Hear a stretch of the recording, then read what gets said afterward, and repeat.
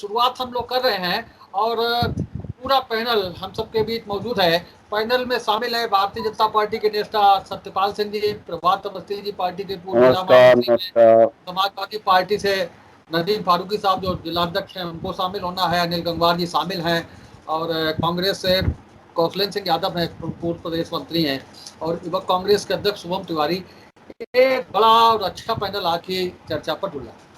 हम लोगों ने पिछले दिन कांग्रेस की रार पर चर्चा की थी और उस दिन जो घटनाक्रम हुआ, सोनिया जी को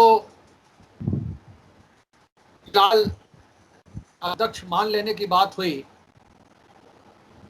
राहुल गांधी ने चिट्ठी लिखने वाले नेताओं को भाजपा से जोड़ते हुए बयान दिया, बयान वापस हुआ, बहुत सी चीजें हुई, घटनाक्रम हुआ,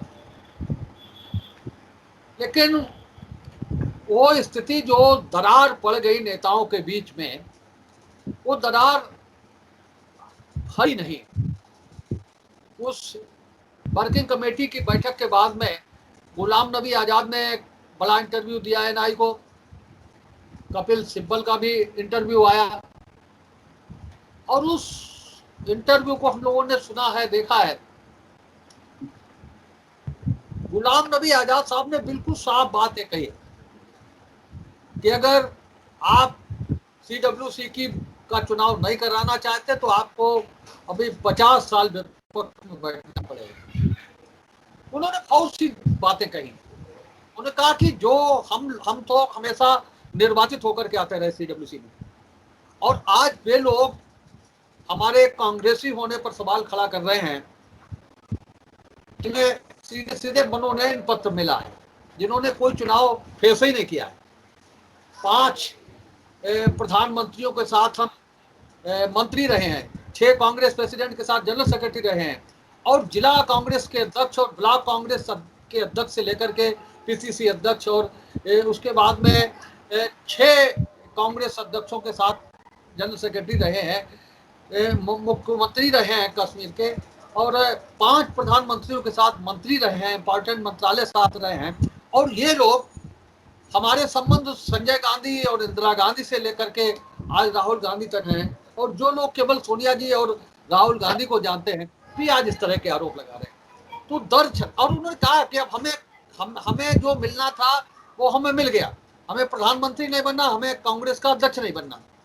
लेकिन जो आरोप लगा रहे हैं हमारे ऊपर लोग कि भाजपा से संबंधित है या जो हमारे ऊपर जो स्वार्थ से जुड़ी बात कर रहे हैं, वो उस चुनाव का मतलब क्या जाने, जिन्हें सीधे सीधे मनोनयन पत्र टाइप करा के पकड़ा दिया गया। तो जो दरार है कांग्रेस की वो भरी नहीं है। और अगर बात होती तो इसको लेकर के भी सीडब्ल्यूसी में चर्चा हुई थी कि जो भी बात है वो पार्टी के मंच पर करी जाए, उसको प्रेस में न ले जाया जाए। इसके बावजूद गुलाम नबी आजाद ने अपने घर पर उस न्यूज एजेंसी को बुला करके लंबा साक्षात्कार दिया है, और जो भी दर्द थे, जो भी चीजें छिपी हुई थी, वो चीजें उजागर की, सार्वजनिक की। तो सवाल इस बात को लेकर के खड़ा हो रहा है कि क्या कांग्रेस फिर विभाजन की कगार पर खड़ी है। हमने जो इतिहास पढ़ा है, देखा है कांग्रेस का, 1969 में पहला विभाजन हुआ था आजादी के बाद, जब मुरारजी देसाई के नेतृत्व में संगठन कांग्रेस बनी थी, और उस समय कांग्रेस को इंडिकेट और सिंडिकेट कहा करते थे। उसके बाद में जो इंडिकेट थी वो मजबूत होती गई, सिंडिकेट धीरे धीरे विलुप्त होती गई और विलुप्त हो गई धीरे धीरे। उसके बाद में 77 में फिर विभाजन हुआ, और उस समय कांग्रेस आई, इंदिरा कांग्रेस, और उस समय अध्यक्ष थे ब्रह्मानंद रेड्डी। तो रेड्डी कांग्रेस और इंदिरा कांग्रेस, 2 कांग्रेस उस समय बनी, कांग्रेस का विभाजन हुआ उस समय। और उस समय भी यही हश्र हुआ कि जो इंदिरा कांग्रेस बनी थी, कांग्रेस आई बनी थी, जिसे निर्वाचन आयोग में कांग्रेस इंदिरा के नाम से रजिस्टर्ड किया गया था। बाद में जब कांग्रेस आर खत्म हो गई, विलुप्त हो गई, तो उसके बाद में निर्वाचन आयोग ने उस कांग्रेस आई को ही भारतीय राष्ट्रीय कांग्रेस की मान्यता दे दी। तो जो हालात पैदा हो रहे हैं, कोई खुल करके कांग्रेस अध्यक्ष बनने के लिए नहीं आ रहा है। राहुल गांधी और सोनिया गांधी को कोई नाराज नहीं करना चाहता है, जिन्होंने चिट्ठी लिख दी वो पार्टी के दुश्मन जैसे बन गए हैं। तो ये जो स्थिति बनी है उसमें जो पुराने लोग हैं, अब गुलाम नबी आज़ाद साहब ने कहा है कि हम 77 से कांग्रेस में हैं और ब्लॉक कांग्रेस के अध्यक्ष से लेकर के जिला कांग्रेस अध्यक्ष, पीसीसी अध्यक्ष और एआईसीसी के जनरल सेक्रेटरी तक पहुंचे हैं। तो वो दर्द जो संगठन को, जो चुनाव से संगठन को मजबूती मिलती है, वो मजबूती उस चुनाव का महत्व ये लोग क्या जाने, जिन्हें सीधे सीधे मनोनयन पत्र मिला है। और आग लगाने वाले कहीं कम नहीं होते हैं। उत्तर प्रदेश में कांग्रेस के विधान परिषद के नेता रहे नसीब पठान ने बयान दे दिया है कि गुलाम नबी आजाद पर कार्रवाई की जाए, उन्हें पार्टी से निकाला जाए। और उन्होंने कहा कि बहुत बहुत बड़े कांग्रेसी बनते, हम 1972 से कांग्रेस में हैं और एनएसयूआई की जो स्थापना हुई थी, हम एनएसयूआई के संस्थापक सदस्यों में से हैं और हम गुलाम नबी आजाद से बड़े कांग्रेसी हैं। तो नसीब पठान साहब ने ये बयान दे दिया है। नसीब पठान साहब का इतिहास ये है कि नसीब पठान साहब का वास्तव में जो नसीब है वो बहुत तेज है। हर चुनाव में उन्हें टिकट मिलती रही और चुनाव का नतीजा आने से पहले ही वो अपने को हार मान करके लौटते रहे, घूमते रहे। फरुखाबाद में भी एक दो बार आए हैं और तब आए हैं चुनाव प्रचार करने। सलमान खुर्शीद से भी उनके अच्छे संबंध हैं। तो तब आए हैं जब उनका चुनाव, जब तक चुनाव नतीजा नहीं चला था और उन्हें आभास हो गया था कि हम चुनाव पूरी तरह से हार रहे हैं, जीतने की स्थिति में भी इस बार नहीं। उसके बाद में भी नसीब उनका तेज रहा और विधान परिषद जब कांग्रेस के थोड़ी सी गर्दिश के दिन शुरू हुए तो विधान परिषद में पहुंच गए। विधान परिषद में और नेताओं की कमी हुई तो विधान परिषद के नेता बन गए नसीब पठान। तो नसीब पठान का बयान आया है कि गुलाम नबी आजाद के खिलाफ कार्रवाई करी जाए, पार्टी से उन्हें निकाला जाए, गद्दार हैं या इस तरीके की बयान देकर के पार्टी को कमजोर कर रहे हैं। तो ये गतिविधियां, जवाबी कीर्तन कांग्रेस में शुरू हो गया है। बजाय ये, और एक दूसरे को लोग उपदेश दे रहे हैं कि भाई मीडिया में मत जाओ, और खुद मीडिया में जा रहे हैं। तो ये स्थिति बन रही है सत्यपाल जी कि क्या, और फिर लग रहा है कि 1969 या 77 जैसी स्थिति फिर कहीं ना दोहराई जाए कि फिर कांग्रेस का विभाजन हो और फिर राहुल गांधी के समर्थक और राहुल गांधी और जो बदलाव की मांग करने वाले नेता हैं वो अलग अलग धड़ों में बढ़ जाए, अलग अलग कांग्रेस बन जाए। क्योंकि कांग्रेस का इतिहास यही रहा है। क्या लग रहा सतपाल जी, जो माहौल है, और खासतौर से गुलाम नबी आज़ाद ने जो इंटरव्यू देकर के जो माहौल पैदा किया है और उन्होंने संकेत दिया है कि हम चुप रहने वाले नहीं हैं और हमारी जो है, हम जो मांग कर रहे हैं वो पार्टी के हित में है। जो लोग हमारी निंदा कर रहे हैं वो चापलूस लोग हैं, वो नेताओं की चापलूसी कर रहे हैं और वो सही जो वस्तु स्थिति है वो सामने नहीं रखना चाहते हैं। ये स्थिति, ये उनके इंटरव्यू से स्थिति सामने आई है। तो क्या लग रहा है सतपाल जी, क्या कांग्रेस फिर विभाजन की कगार पर खड़ी हुई है? देखिए शेखर जी, इन सब बातों से एक बात तो समझ में आ गई कि नंबर एक, कांग्रेस में आंतरिक रूप से लोकतंत्र नहीं है। दूसरी बात ये आ गई कि जो जरा भी जमीर वाला नेता है वो आज की कांग्रेस में रह नहीं सकता है। गुलाम नबी आजाद ने अपनी चर्चा की है। आपको मालूम हो, आपको शायद याद होगा, चंद्रशेखर जी एक ऐसे नेता थे कांग्रेस में, इंदिरा जी के विरोध के बावजूद भी वो राष्ट्रीय कार्य समिति के चुनाव में चुनाव लड़े थे और जीते थे। तो ऐसे लोग, एक दौर ऐसा था कांग्रेस का, और वो उसका कारण ये है कि जब गांधी नेहरू परिवार से अलग जो लोग हुए कांग्रेस में, जिन्होंने उस परिवार की जाति के खिलाफ, उनके खिलाफ कोई आवाज उठाई, तो उनकी सबकी कुर्बानी बेकार हो गई और वो पार्टी से अलग या तो हो गए या अलग कर दिए गए या मजबूरी में दूसरी पार्टी उनको सबको बनानी पड़ी। आज जो कांग्रेसी कांग्रेस होने की बात करते हैं, वो कांग्रेस तो बहुत पहले समाप्त हो गई थी। इसके दो धड़े बहुत पहले हो गए, 69 में हो गए, बाद में हो गए। इंदिरा जी जब अलग से बनी है तो उनसे सारे सीनियर नेता उस समय समाप्त हो गए थे। आज गुलाम नबी आजाद जो ब्लॉक से लेकर और जो सेंट्रल तक का मंत्री रहे हैं, आज उनका जमीर जागा है। लेकिन ये गुलाम नबी आजाद भी उस गांधी नेहरू परिवार के बिल्कुल चापलूस टाइप के लोगों में इनकी भी गिनती होती थी। आज ये पार्लियामेंट का चुनाव शायद एक आध बार जीते होंगे, लेकिन राज्यसभा से ये भी आते रहे। आज उनको लग रहा है कि जितना सम्मान उन्हें मिलना चाहिए था मिल चुके, जहां तक नेता मुझे बनना था वहां तक आप बन चुके। तब उन्होंने अपना इंटरव्यू दिया है, लेकिन उसमें भी राहुल जी और सोनिया जी की तारीफ की है। राहुल जी और सोनिया जी को अपना नेता मानते हुए कहा है, और इसलिए कांग्रेस को भी लगता है कि चुके हुए नेता हैं, इनके बारे में कुछ बोलने से फायदा नहीं है, और बाकी लोग उनकी बहुत परवाह नहीं कर रहे हैं। तो मुझे लग रहा है कि अगर ये घर में बैठ भी जाएंगे तो कांग्रेस में बचा क्या है? कांग्रेस में संगठन नाम की कोई चीजें नहीं, संगठन के चुनाव होते नहीं है, केवल खाना पूर्ति होती है। तो जहां चाटुकारों की भरमार हो, स्वाभिमानी व्यक्ति जिस दल में रह नहीं सकता हो, तो ऐसी पार्टी के आगे भविष्य की बात करना ठीक नहीं है। और इसलिए भाजपा के नेता, जो आज गुलाम नबी आजाद ने बात कही है, ये भाजपा के राष्ट्रीय अध्यक्ष रहे और आज के गृह मंत्री माननीय अमित शाह जी ने कहा था कि 50 साल तक इस देश में भाजपा राज्य करेगी, और आज हम उसकी पुष्टि कर दी गुलाम नबी आजाद ने कि 50 साल तक कांग्रेस देश में विपक्ष में बैठेगी। तो आज की स्थिति इनकी बड़ी दयनीय है, और उसमें से क्या विभाजन होगा? जो रहना चाहेंगे रहेंगे, जाना चाहेंगे जाएंगे। पूरे देशव्यापी इतनी बड़ी पार्टी थी, आज समिट के 1-2 राज्यों में रह गई है, और कहां तक जाएंगे? आप प्रभात अवस्थी जी। शेखर जी, कांग्रेस पार्टी के विभाजन पर ये जो विचार मंथन चल रहा है, इस विषय पे मैं केवल 2-3 बातें कहना चाहूंगा। राजनीतिक दलों में विभाजन की प्रक्रिया समय समय पर होती रही है और कांग्रेस में भी हुई है। इसमें कोई दल अछूता नहीं है। ये सही है कि कांग्रेस का जो वर्तमान नेतृत्व है वह कांग्रेस पार्टी को संभालने में सक्षम नहीं है। विभाजन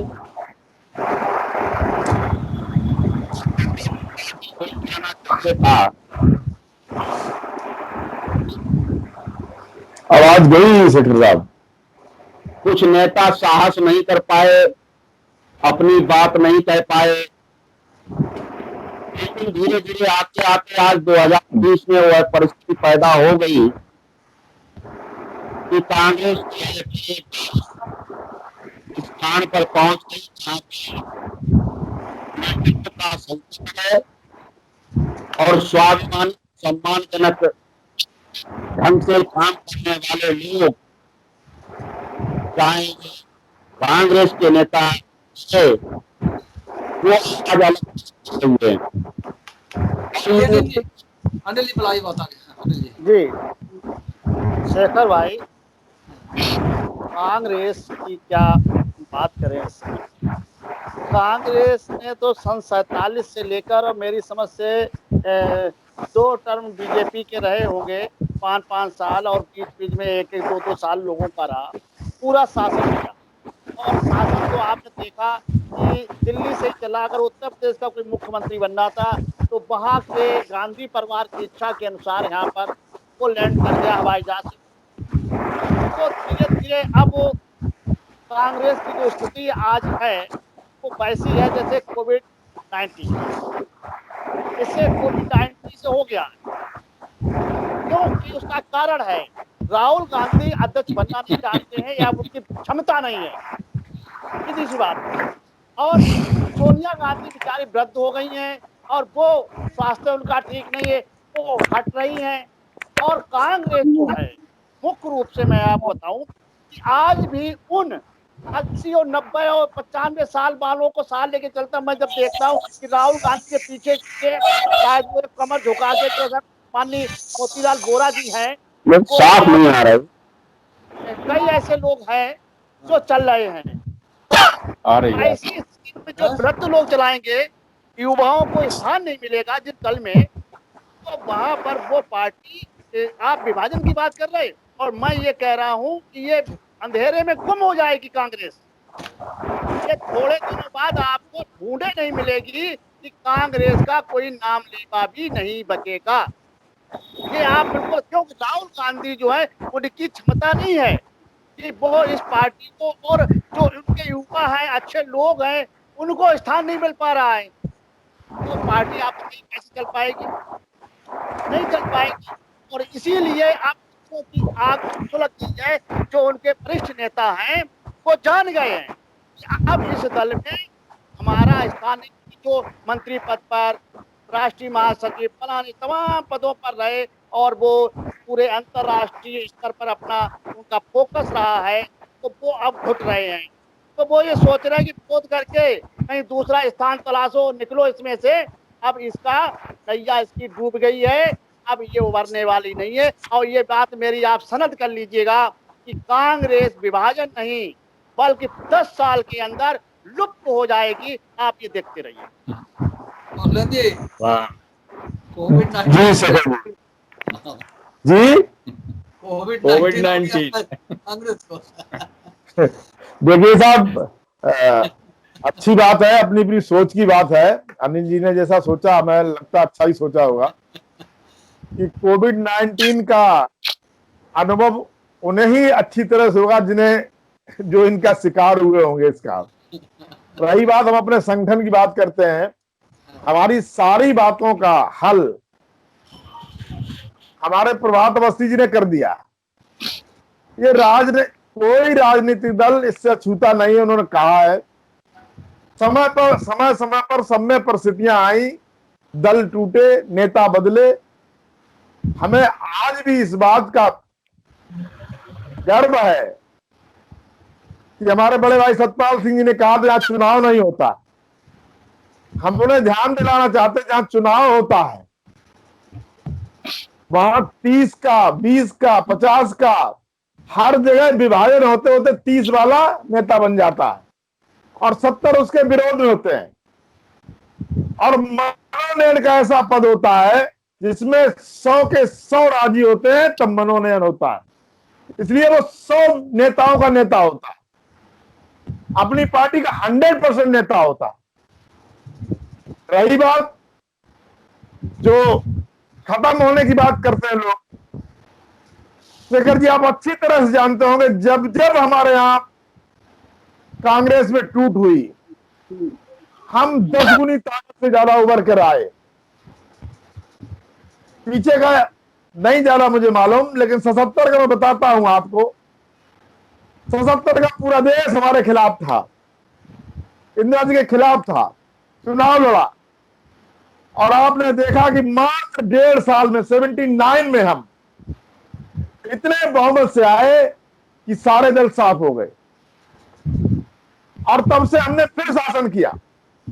रही बात गांधी परिवार की, मैं बड़े गर्व से कहना चाहता हूं कि गांधी परिवार को एक संगठन चलाने का उनके अंदर 85 जीन्स है। जब बीच में हमारे पीवी नरसिंह राव प्रधानमंत्री बने और अध्यक्ष भी वही बन गए थे, उसके बाद हमारी पार्टी गर्त में चली गई थी और सोनिया जी अपने कष्ट से दुखित, जैसे कि उनके पति की हत्या इस देश की खातिर आतंकियों ने की थी, वो इस आतंकवाद की राजनीति से दूर रहकर राजनीति में नहीं आना चाहती थी। लेकिन यही कांग्रेस की पार्टी, यही पार्टी, इसके 100 नहीं, एक और बाहर से एक नेता और आके 10 दलों के बाहर के नेताओं ने सोनिया गांधी जी को राष्ट्रीय अध्यक्ष बनने के लिए मजबूर किया था और सोनिया जी राष्ट्रीय अध्यक्ष बनी और 10 गुनी ताकत से 2004 में फिर लौटी। 9 में सत्ता में रही सोनिया गांधी के नेतृत्व में, 9 में दोबारा फिर आए, फिर 14 तक सत्ता में रहे। रही बात नेतृत्व बदलने की बात लोग करते हैं, राहुल गांधी की बात करते हैं। मैं कहता हूं जिस दिन राहुल गांधी, आज एक ही शेर है पूरे हिंदुस्तान में जो अन्याय के खिलाफ डट के खड़ा हुआ है, जो चोरों का मुकाबला करने के लिए खड़ा हुआ है। और जब लोग उंगली उठाते हैं, बाहर के उंगली उठाते हैं या अंदर के लोग उंगली उठाने का काम करते हैं, तो राहुल गांधी कहते हैं मैं पद का लोभी नहीं हूं, मैं राष्ट्रीय अध्यक्ष नहीं रहना चाहता हूं, मैं देश के लिए सेवा करना चाहता हूं। राष्ट्रीय अध्यक्ष गांधी परिवार से बाहर कहा जाए, इसमें क्या गलत है? कहां से लोगों को टूटन दिखती है? ये त्याग तो देखिए, गांधी परिवार हमेशा से त्यागी और बलिदानी रहा है। जब भी पार्टी की बात आती है त्याग करने के लिए आगे बढ़ता है। और उसी कड़ी में राहुल गांधी ने कहा है कि अगर लोगों को लगता है कांग्रेस के अंदर कि गांधी परिवार से अच्छा चलाएगा तो मैं तैयार हूं। गांधी परिवार से बाहर का अध्यक्ष राष्ट्रीय अध्यक्ष होना चाहिए। बाहर के लोगों को दर्द क्यों हो रहा है? उन्हें लगता है कि गांधी परिवार अगर रहेगा तो हमारा 2004 जैसा 1979 जैसा हादसा हो जाएगा। इसलिए राहुल गांधी से डर लगता है। तो इसलिए हमें अपने घर की चिंता है। लोग अपने घर देखें। हम राष्ट्रीय दल हैं। हम अपने अनिल भाई की बात में भी कहना चाहता हूं, जब आपसे एक सूबे में आपकी जरा सी पार्टी संभाले नहीं संभलती, मुलायम सिंह बाप बेटे में मतभेद, चचा भतीजे में मतभेद, तो आप किस मुंह से कांग्रेस की बात कर रहे हैं? अब संगठन में कहीं मतभेद नहीं, हमारा युवा राष्ट्रीय अध्यक्ष बन गया है, राष्ट्रीय अध्यक्ष हमारा एक है। नहीं, आपने जबरदस्ती संगठन का राष्ट्रीय अध्यक्ष हासिल किया है। शिवपाल सिंह तो लात मारी है। जरूरत थी। आप ये मेरी पार्टी की जरूरत है। मैं गांधी परिवार को बनाऊंगा या गांधी परिवार का रहूंगा, इसमें आपको दर्द क्यों होता है? आप अपना घर संभालिए। हमारा तो संभल गया। बूढ़े लोग हट गए, जवान आ गया है। बूढ़े लोग हट गए, जवान आ गया है, संभल गया है। जवान ने क्या किया? जवान ने क्या किया? बूढ़े ने पूरे बहुमत की सरकार दी थी और जवान ने यह किया बुढ़ापे की सारी कमाई खो दी। आज सत्ता के खिलाफ बोलने की हिम्मत नहीं कर पा रहा है। आज अपने बंगले में बैठ के कल तो बीजेपी की लाठियां खाई हम लोगों ने भाई, कल ही खाई हैं। अरे अनिल जी, कल नौजवान नहीं माने निकल पड़े। तुम्हारा नेता निकल गया था नौजवान। हाँ, तो हम मानते कि हाँ स्टेट की सरकार थी, लखनऊ में नेता मौजूद था। अगर नौजवानों की अगुवाई करता, हम जानते कि हाँ उसके अंदर कलेजा है नेतृत्व करने का कलेजा है राहुल गांधी में। छोटी सी घटना पे जाते हैं, छोटे से कार्यकर्ता से मिलते हैं। बड़े दल का नेता होने के बाद राहुल गांधी के पास बड़ा दिल भी है, बड़ी नेतृत्व क्षमता संभालने की शक्ति भी है। वो तो इसलिए कहते हैं कि संभालो। मैं अपनी बात रखना चाहूंगा कि अभी आदरणीय सतपाल सिंह जी ने एक बड़ा शब्द इस्तेमाल किया था, जिसमें उन्होंने कहा कि कांग्रेस में आंतरिक रूप से लोकतंत्र नहीं है। तो आदरणीय, मैं बोलना चाहूंगा यहां पर, अगर कांग्रेस पार्टी में आंतरिक लोकतंत्र ना होता तो शायद आज हम और आप बैठकर इस विषय पर चर्चा नहीं कर रहे होते। हमारे यहाँ हिटलर शाही नहीं है, आंतरिक लोकतंत्र है, इसलिए बोलने की स्वतंत्रता है। जो हमारे यहाँ नेता हैं वो किसी भी लेवल पे रहे हैं, ग्राउंड पे हैं, आज सीडब्ल्यूसी की मीटिंगों में बैठते हैं, जब खुलकर बात आती है सामने, इसी वजह से आज बिग बुलेटिन में बैठ के हम लोग चर्चा कर रहे हैं। ये आंतरिक लोकतंत्र कांग्रेस पार्टी का है। दूसरी बात, आदरणीय सतपाल सिंह ने एक दूसरी टिप्पणी में कहा कि कांग्रेस में मनोनयन होता है और चुनाव नहीं होता, तो उसका जीता जागता उदाहरण आपके सामने, ये शुभम तिवारी के रूप में मैं बैठा हूं, जिला अध्यक्ष के रूप में मैं बैठा हूं, मैं चुनाव से ही चुन के आया हूं मान्यवर। हर बार वोटिंग होकर ही हमारे यहाँ पदों पर जिम्मेदारी दी जाती है। तो लगातार इलेक्शन प्रोसेस से, और यही इलेक्शन प्रोसेस यहां से चलकर राष्ट्रीय अध्यक्ष तक भी जाता है मान्यवर। पिछली भी कई घटनाएं आपके संज्ञान में होंगी, लेकिन आप उस पर चर्चा नहीं करेंगे। और मैं मानता हूं यही भारतीय जनता पार्टी की एक काबिलियत है कि जो सही बात है उसे बोलो, उसे मत बोलो, और जो गलत बात है उसका प्रचार करो। दूसरी बात, यहां पर अभी अनिल जी ने एक बहुत अच्छी बात कही थी कि यहां पर कि आप लोग कांग्रेस की आंतरिक कलह को आप देख रहे हैं। तो अनिल जी, आप एक गंभीर नेता हैं, आप मुझसे बहुत बड़े हैं।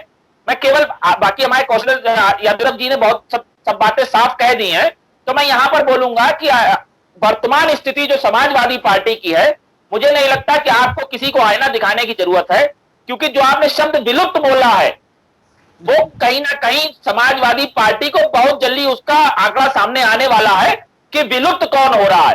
क्योंकि अभी हफ्ते 15 दिन पहले ही प्रसपा एक पार्टी है जो सपा से ही निकल के बनी है, तो उन्होंने भी ऐसी कोई बात कही है जिससे लग रहा है कि समाजवादी पार्टी विलुप्त होने की स्थिति में है। तो ये आदरणीय शिवपाल सिंह जी की जो धमकी है उसका अनुसरण करते हुए निर्णय ले समाजवादी पार्टी, तब कांग्रेस पर जाए। क्योंकि हम सिर्फ एक प्रदेश में नहीं है, हम राष्ट्रीय स्तर की बात करते हैं, इसलिए भारतीय जनता पार्टी के लोग हमें कोसते रहते हैं, हमें स्वीकार है, हम उनकी उस बात की भी इज्जत करते हैं। और यहां पर जो एक सीधी सीधी बात है कि आंतरिक लोकतंत्र हुआ या कांग्रेस में ये सब विरोध की जो बातें उठ रही हैं, तो साथ देखिए ऐसा है कि ये प्रकरण जो शुरू हुआ था, ये एक उन नेता, हमारे कांग्रेस पार्टी के जो नेता जो निष्कासित हुए थे, ये उनके द्वारा उठाए हुआ एक प्रकरण था संजय झा जी द्वारा कि ऐसा अध्यक्ष होना चाहिए, वैसा अध्यक्ष होना चाहिए, और इस पर जो भी टिप्पणियां हुई वो पार्टी की परिस्थितियों को देखते हुए निर्णय लिया गया। आप सबको तो धन्यवाद देना चाहिए कि कांग्रेस के अगर सीडब्ल्यूसी की कोई बैठक हो रही है, वहां पे इस तरीके की बात निकल के आ रही है, तो पारदर्शिता का आंकड़ा इतना बढ़िया है कांग्रेस में कि आज आप सब लोग बैठकर उस पर चर्चा कर रहे हैं। वरना मुझे नहीं लगता कि भारतीय जनता पार्टी के बंद कमरे में बैठ के जो आज की तारीख में जो फंड बनाया गया था आपदा को लेकर, उसको लेकर अगर कोई चर्चा हुई हो कि उसका बंटवारा कैसे होगा, तो जनता के सामने आज दिन तक नहीं आ पाया है।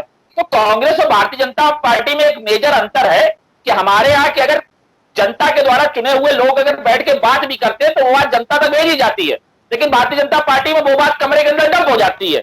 तो कांग्रेस पर आरोप प्रत्यारोप करने से पहली बात तो ये ऐसा कोई विषय नहीं है कि जिसको आप जो भारतीय जनता पार्टी इतना सीरियस ले रही हो कि साहब या तो एक्सेप्ट करे कि कांग्रेस की वजह से भारतीय जनता पार्टी है, क्योंकि ये बात भारतीय जनता पार्टी मानती नहीं है, और अगर नहीं मानती है तो कम से कम हमारी जो अंदरूनी व्यवस्थाएं हैं, जो कार्यशैली है, उस पर प्रश्न ना उठाइए। हम जमीन पर तो आपको जवाब देते ही हैं।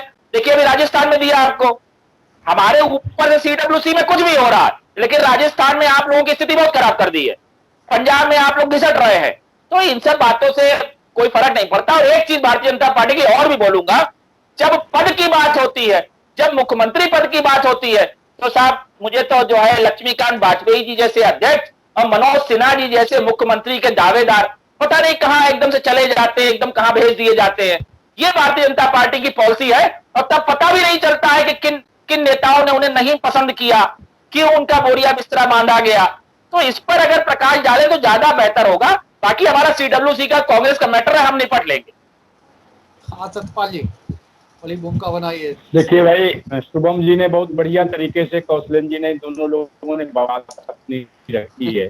और कांग्रेस का एक कल्चर भी है कि बिना नेहरू गांधी परिवार का गुणगान किए हुए कोई नेता कांग्रेस में है अपने को डेवलप नहीं कर सकता है। और इसलिए जो उनका काम था, और जहां तक रह गई बात की, वो शुभम जी कह रहे थे कि हमारे यहाँ बड़ा हमारे यहाँ आंतरिक लोकतंत्र है, और हम इस पे इसलिए चर्चा कर रहे हैं कि वहाँ सीडब्ल्यूसी की मीटिंग में बैठ कर चर्चा हुई और हम बड़ा एक दूसरे का सम्मान करते हैं। अरे भाई, सम्मान करते तो 23 नेताओं ने चिट्ठी क्यों लिखी और फिर प्रेस को क्यों जारी कर दी? बड़ा आंतरिक लोकतंत्र था, और आंतरिक लोकतंत्र था तो बर्दाश्त करने की नेता में क्षमता नहीं थी। इसलिए राहुल गांधी ने कह दिया कि नेता जो है भाजपा से मिले हुए।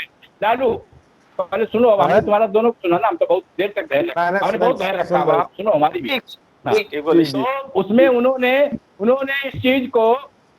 इस चीज को आखिरकार राहुल गांधी क्या कितना बड़े नेता है ना, तो उनको धैर्य रखना चाहिए था। 23 नेताओं ने अगर चिट्ठी लिखी थी चुनाव हो जाए, तो उन्होंने उसका जवाब क्या लिखा? जवाब लिखा कि ये नेता भाजपा से मिले हुए। तो ये कैसा, कितना बढ़िया तालमेल है, इससे अच्छा तालमेल और नहीं हो सकता है। आंतरिक लोकतंत्र का और पार्टी चलाने का नमूना इससे ज्यादा और नहीं हो सकता है। और दूसरी बात रह गई, जहां तक चुनाव की बात, तो अभी तक कांग्रेस चुनाव हुए, उनकी कोई तारीख तय हुई, कोई राज्य जिलों में हुए। शुभम जी कह रहे थे वक्त कांग्रेस के जिला अध्यक्ष कह रहे थे हमारा चुनाव, भाई हमें तो पता नहीं लगा, तो अखबारों में भी नहीं आया कि चुनाव हुआ है। और जब राहुल गांधी के हम लोग चिट्ठी लिखते हैं तो वहां पता लगता है कि जिनको आज एक चीज मुख्य बात है कि एक बात बहुत साफ है, उन्होंने एक चीज को स्वीकार कर लिया है कहीं कहीं से कि राहुल गांधी परिवार के बाहर कांग्रेस कुछ नहीं। अगर गांधी परिवार के व्यक्ति को हमने नेता नहीं बनाया तो ये कांग्रेस बिखर जाएगी। और इसलिए उस परिवार के आसपास ही जैसे राजशाही चलती है, राजा का बेटा राजा, ऐसे ही हम अन्य दलों की ये भी आलोचना करते हैं, लेकिन गांधी परिवार के बाहर का अध्यक्ष वो तब बनाते हैं जब आपत और विपत्ति में होते हैं। बीच में मान लीजिए मैं उसके लिए बड़ी दुखद घटना हुई, राजीव गांधी जी की हत्या होने के बाद जब कोई नेता बनने का सवाल नहीं आया तो भाई नरसिंह राव जी बना लिए गए। कुछ दिन के लिए केसरी जी बनाए, तो वो 12-13 महीने में इतना पुराना आदमी था, उसको रिटायर कर दिया गया। जरा उसने बोलने की कोशिश की जो कितनी उम्र थी और कितने दिन से कांग्रेस में काम कर रहा था वही स्थिति। आज गुलाम नबी आजाद और सारे उनके जो नेता हैं, कपिल सिब्बल जैसे, जो कांग्रेस के लिए गला फाड़ फाड़ के चिल्लाते थे, जरा सी चिट्ठी लिख दी और वो भाजपाई हो गए। तो इतना बढ़िया दल किसी का नहीं चल सकता है, ये बात बिल्कुल ठीक है। और इसलिए उसी कल्चर के लोग रह सकते हैं जिस कल्चर का वर्णन, जिसकी बढ़िया वंदना और जिसके बारे में बड़ी अच्छी चर्चा इस गान जो हुआ है वो इनमें से ही हुआ। और जो कांग्रेस के विभाजन की बात है, लोग कहते विभाजन हुआ तो कांग्रेस मजबूत होकर आई। 89 में बीपी सिंह ने विद्रोह किया, कांग्रेस खत्म हो गई। और जो 2004 और 10 के बीच में जब कांग्रेस आई, मेजॉरिटी में नहीं आई, 425 वाली पार्टी 89 में सरकार चली गई। 425 जिसके पार्लियामेंट के मेंबर थे, 2/3 से ज्यादा बहुमत जिनका था, और वो सरकार चली गई। 89 में 5 थे। अगर अच्छा शासन किया होता तो 89 में सरकार जाती। और 89 में वीपी सिंह जैसे आदमी ने विद्रोह किया, एक कांग्रेस ने विद्रोह, कहां से मजबूत होके आई। और 2004 और जिसकी बात नौकी हो रही है, उसमें कांग्रेस ने बहुमत नहीं पाया था, कई दलों से मिलकर सरकार चला रहे थे। इसलिए वो सरकार इतनी अच्छी चली जिसमें 18 से ज्यादा मंत्री और घोटालों में फंस गए, जेल चले गए बेचारे। तो इतनी बढ़िया सरकार, इतनी बढ़िया कांग्रेस शासन करती, इतना बढ़िया सरकार चला रही है, और जिसका पूरे देश भर में राज्य का आज गिनाने के लिए उनके पास 3 राज्य बचे हैं, राजस्थान और पंजाब में ऐसा मुख्यमंत्री है जो कांग्रेस की बात नहीं मानता है। वो अपनी दम से कहता है कि हम महाराजा हैं, आपकी तरफ से गोवा में कौन था, मिजोरम में कौन था, कर्नाटक में कौन था? ये तो आप तो लुटेरे है ना, जहाँ जन समर्थन नहीं मिला के दम पे। अब ये नहीं है, छत्तीसगढ़ को पूरे देश में शासन करने वाली कांग्रेस आज कांग्रेस सिमट के 2-2.5 राज्य में रह गई है। और जिस उत्तर प्रदेश में हम रहते हैं उस उत्तर प्रदेश में कांग्रेस की दुर्गति है। चुनाव हो गया और 80 सीटों में से 1 पार्लियामेंट सीट उनके पास है और 7-8 उनके पास एमएलए। तो आज वो इतनी बढ़िया स्थिति में है, तो आप लोगों का ठीक काम है। अगर कांग्रेस में आपको रहना है तो सोनिया और राहुल गांधी का गुणगान करना ही पड़ेगा, और बिना उसके आप सब रह नहीं सकते, कोई नेता नहीं रह सकता। और इसलिए आप ठीक बोल रहे हो, हम नहीं कह रहे, हम आपकी बात खिलाफ नहीं बोल रहे, आपकी मजबूरी है। प्रभात जी एक मिनट खत्म करिए। हाँ, ये कांग्रेस का जो आंतरिक प्रकरण है, इसमें राहुल गांधी जी ने जिस प्रकार से आरोप अपने नेताओं पर लगाए हैं, तो कभी कभी ऐसा लगता है कि कहीं राहुल गांधी सच ना बोल रहे हों। ये कांग्रेस का जो संकट है, ये राजनीतिक संकट केवल कांग्रेस का नहीं है, ये संकट भारत के लोकतंत्र के लिए भी बड़ा चिंता का विषय है कि देश में अगर इस प्रकार की केंद्र और अखिल भारतीय पार्टियों में संकट पैदा होगा तो जिस प्रकार से हर राज्य में क्षेत्रीय दल बढ़े हैं, वो उस प्रकार से क्षेत्रीय दल हर राज्यों में बढ़ते जाएंगे। परिणाम ये होगा कि देश में अखिल भारतीय स्तर पर राजनीतिक दलों का अभाव हो जाएगा। इसलिए विपक्ष की भी भूमिका के लिए अखिल भारतीय स्तर पर राजनीतिक दलों का संगठित होना भी, मजबूत होना भी आवश्यक है। ये लोकतंत्र के लिए बहुत अच्छे संकेत नहीं है। अच्छी बात कही है, लोकतंत्र के लिए विपक्ष का मजबूत रहना भी बहुत जरूरी है। हाँ नली, देखिए राहुल जी को जो है, वैसे तो जो पार्टी के लोग हैं, देखिए उनके नेता हैं, वो उनकी बात तो कहेंगे, उनको उनका नाम लेंगे, लेकिन राहुल गांधी को जो एक राष्ट्रीय लीडर है, एक जो उनमें गंभीरता होनी चाहिए, जो उनके वक्तव्य में दम होना चाहिए, वो नहीं है। जैसे इंदिरा गांधी थी। ये कांग्रेस का आंतरिक मामला है, इसमें आपका सुझाव या उसको कोई मतलब नहीं रखता ना। आप अपनी पार्टी की जो चीजें कौशलेंद्र ने कही समाजवादी पार्टी के बारे में, उनको कुछ कहना चाहे, समय कम है। समय, हमारी समाजवादी पार्टी अपनी जगह बिल्कुल संगठित है, और सन 22 में हम ही उत्तर प्रदेश में आएंगे और ठीक है, सरकार बनाएंगे। गांधी की एक सीट नहीं होगी, सन 22 में फिर सरकार बनेगी। ठीक है कौशलेंद्र जी।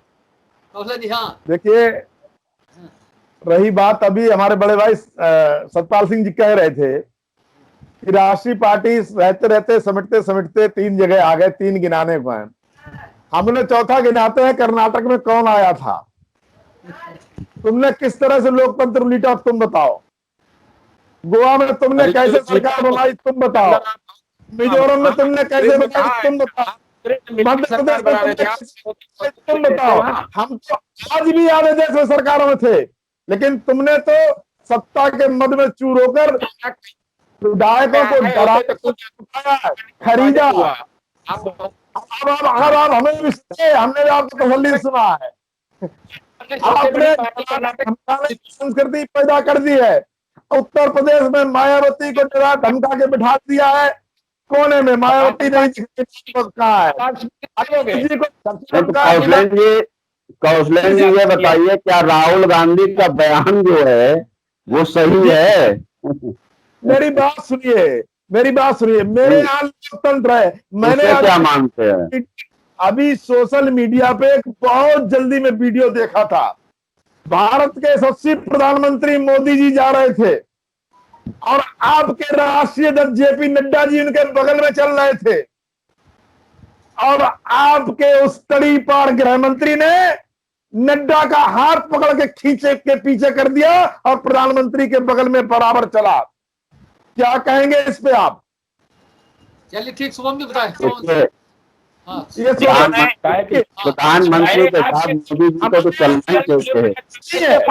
यही देना चाहूंगा हमारे यहाँ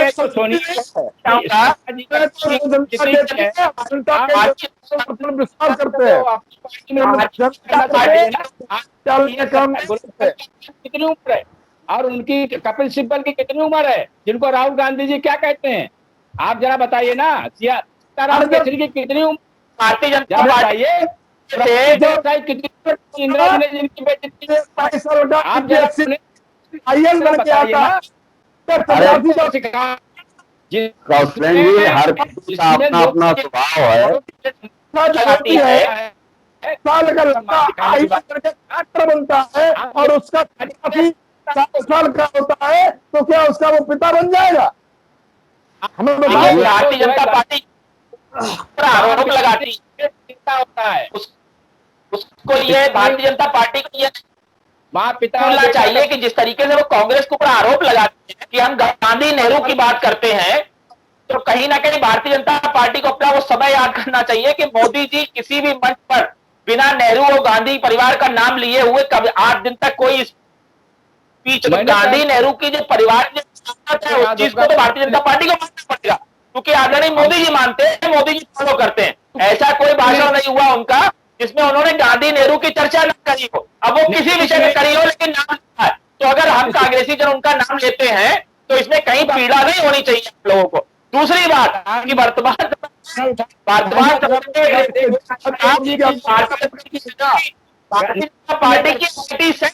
भारतीय जनता पार्टी की आईटी सेल में नौकरी देने का प्रावधान ही ये है कि आप राहुल गांधी के लिए कितना बुरा बोल पाए। तो ये तो वहां का क्राइटेरिया, ये भारतीय जनता पार्टी का क्राइटेरिया राहुल गांधी को कितना 2000 अमरिंदर सिंह जी लेकर मैं ये पूछना चाहता हूँ कि अमरिंदर की पीड़ा को भारतीय जनता पार्टी, ये बीजेपी के लोग अंग्रेजों के लोग हैं, जिस तरह से गए हैं भारत के, इसी तरह से इनको भी जाना होगा। तो उसे सोचना चाहिए कि अगर दूसरे दल के ऊपर आप आरोप लगा रहे हैं तो अपने दल में भी बहुत सी खामियां हैं, उन विषयों को अलग करके बोले तो ज्यादा। नहीं शुभम जी, इसमें भाजपा के लोगों ने आरोप नहीं लगाया, इसमें आपके पूर्व राष्ट्रीय अध्यक्ष आदरणीय राहुल गांधी जी ने खुद कहा है कि कांग्रेस के वरिष्ठ नेता, कांग्रेस के लोग जिन्होंने पत्र लिखा है तो भारतीय जनता पार्टी से मिले हुए हैं।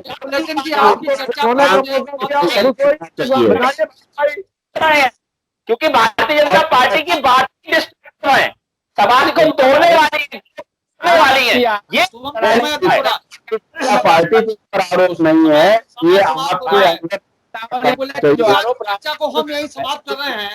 आज एक महत्वपूर्ण दिन है, आज मशहूर शायर फिराक गोरखपुरी का जन्मदिन है। 28 अगस्त 1896 को गोरखपुर की गोला तहसील के बनबार पार गांव में उनका जन्म हुआ था। आज रघुपति सहाय फिराक गोरखपुरी, रघुपति सहाय से फिराक गोरखपुरी वो बने थे। स्नातक करने के बाद में उन्होंने पीसीएस ज्वाइन किया था और गांधी जी के एक भाषण से प्रभावित होकर के उन्होंने नौकरी छोड़ दी और उसके बाद में आज़ादी के आंदोलन में कूद पड़े, जेल भी वो गए। एक लंबा इतिहास है। उसके बाद में शायरी का जो इतिहास फिराक गोरखपुरी ने लिखा वो हम सबके सामने है, लंबे समय तक याद रखा जाएगा। उनके एक शेर के साथ हम आज की इस बुलेटिन की आज की चर्चा को समाप्त कर रहे हैं। तुम मुखातिब भी हो, तुम करीब भी हो, तुमको देखें कि तुमसे बात करें। सारे मेहमानों का बहुत बहुत धन्यवाद और कल फिर मिलने का वादा। शुभ रात्रि। नमस्कार नमस्कार नमस्कार। अनिल जी खास और नमस्कार। हम लोग बहुत दिन बाद सामने। उम्मीद है आपको हमारा ये एपिसोड पसंद आया होगा। आप हमारे चैनल को सब्सक्राइब करिए, इस वीडियो को लाइक करिए और अपने दोस्तों के साथ शेयर करिए। यही निवेदन आपसे है।